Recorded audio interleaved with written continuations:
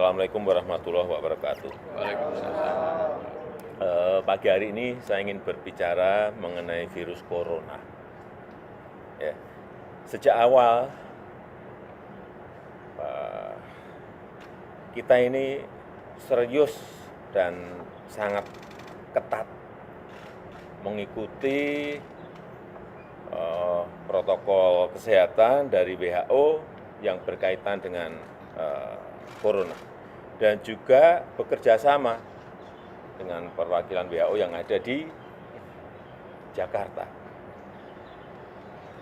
Ketika ada kasus di Wuhan, di Hubei, di Tiongkok, kita juga mempersiapkan mengevakuasi 238 WNI kita evakuasi juga dengan prosedur protokol yang ketat ke Natuna. Setelah 14 hari kita cek, observasi, hasilnya negatif, dan kemudian kita kembalikan kepada masyarakat. Kemudian kita juga evakuasi yang kedua di kapal World Dream yang berada di dekat Batam dan Singapura, yang berjumlah 188 orang, dengan juga prosedur protokol kesehatan yang ketat. Kita bawa ke Pulau Sebaru di Kepulauan Seribu, ini masih di sana.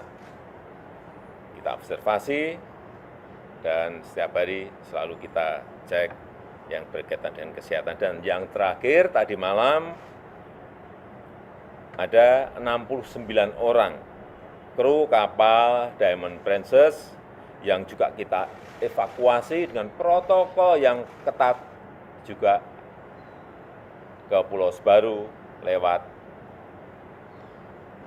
airport Kertajati di Provinsi Jawa Barat.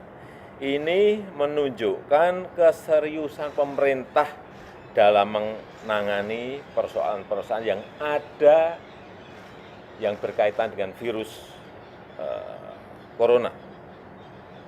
Kita juga menjaga 135 pintu masuk ke negara kita, baik itu darat, baik itu laut maupun udara. Semuanya dijaga ketat, meskipun dalam prakteknya ini tidak mudah.